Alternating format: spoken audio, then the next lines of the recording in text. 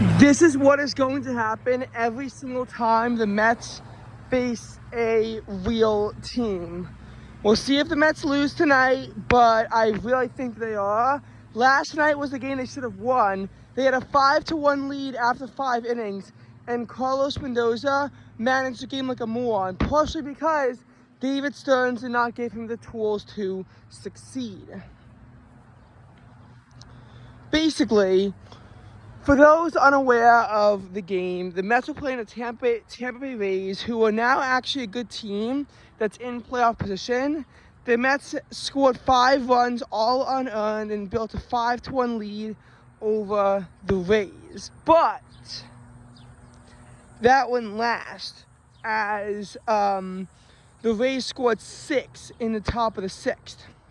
Clay Holmes pitched 5 innings and I guess didn't feel comfortable enough to go out for a 6th, but the Mets got cute and used Paul Blackburn and not one of their higher leverage relievers like Brazoban, who was also warming up, thinking that they could get away with it and treating a 4-run game like a 10-run game where you try to use a long reliever. Sure enough, Blackburn didn't have anything, gave up 4 runs, and Kranick also stunk up the place. The Mets fell behind 7-5 and lost the game. And what I think is also not being talked enough about is that Mendoza used Beatty as a pinch hitter, but he never pinch hit for Ronnie Mauricio, who has a batting average below the Mendoza line of 200. Or for Francisco Alvarez, who is also not very good and has a much better and much more clutch counterpart in Luis Torrens. Because in all those innings, the Mets had someone on base in scoring position with either no or 1 out, and they couldn't bring any of them home to make the game closer. So you also have another feeble offensive effort from the Mets. Their refusal to use pinch hitters by Carlos Mendoza, as well as the pitching stuff. Carlos Mendoza lost us the game. He did.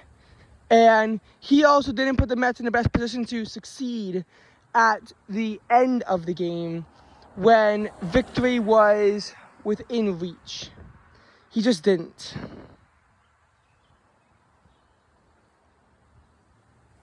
He just did not do what he, had to do as a manager. The runners in scoring position remains a big issue for the Mets, seeing as they only went 2 for 11 with runners in scoring position. Both of which by Marte. The, bullpen management still remains a big issue. Also, if Clay Holmes couldn't go out for a 6th inning, and you knew that, because Carlos Mendoza said coming into the game that he knew that he'd be limited to the 85 pitches, he should not have pitched at all. Especially when you realize the way the pitching is going to work. When you realize that the Rays trotted out a bad pitcher today, who of course if not for errors, the Mets would have made look like a Cy Young candidate. The Mets,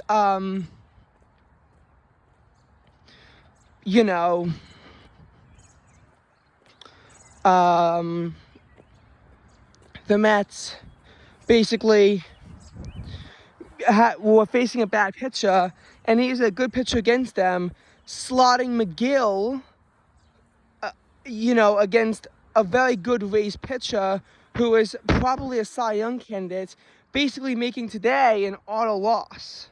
Now, I should note that the game between Tyler McGill and Garrett Crochet, that was supposed to be an auto loss for the Mets. Actually, the Mets wound up winning that game.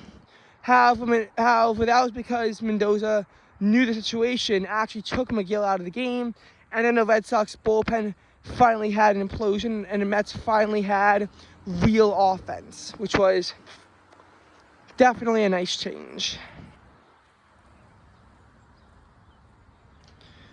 So so I would have put McGill against a weak pitcher if I was the Mets, since McGill himself is a weak pitcher.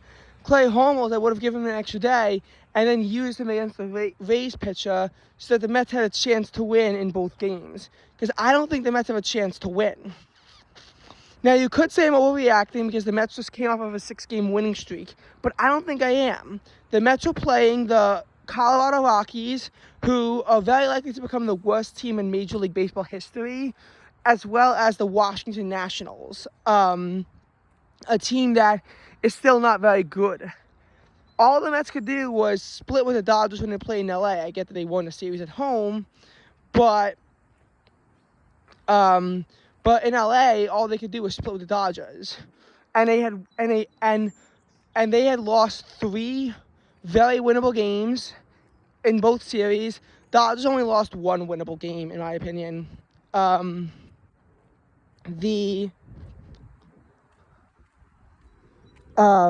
Against the White Sox, they couldn't sweep the series, and the White Sox are a terrible team. Before that, series losses to the Red Sox and Yankees, not being able to sweep the Pirates, losing a series at home to the Diamondbacks, and then losing a series on the road to the Cardinals after splitting them with the Nationals in D.C. The Mets have shown a high amount of inconsistencies, and this season really does feel primed for a collapse. Feels 2021-esque. When you have pitchers who overperform, the offense underwhelms, the offense never improves, the pitching collapses, and we know what happened. Now, I'm not too worried about it free-falling in 2021. First of all, there's an extra playoff spot now in the worst-case scenario. And in 2021, all the Mets could do was get to 35-25. Before that game, the Mets were at 45-24, and that was deeper into the season as well.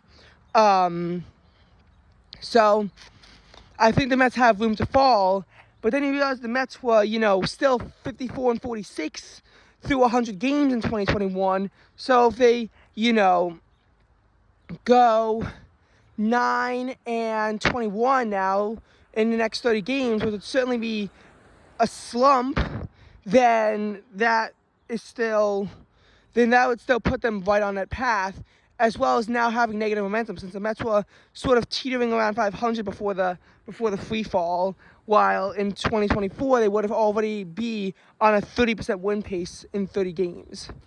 While you have an owner who's willing to spend, you have a GM who is not. The 2024 Mets trade deadline was genuinely horrible. You have Jesse Winker, who was mediocre and who also is injured. Ryan Stanek, who is mediocre at best. Paul Blackburn, who is just bad, and who the Mets are now trying to convert to a reliever, which isn't working. Now they have to use him as a starter again, so that's not going to work. And I'm so delighted to see what Paul Blackburn is going to do against the Atlanta Braves of all teams.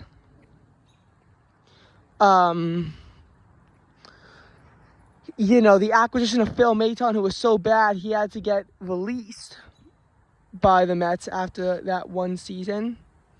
And Huascar Brazoban, who, even though he's had a good ERA, has blown 3 or 4 save opportunities. Granted, one of them was due to an error, but still, blew 3 or 4 save opportunities.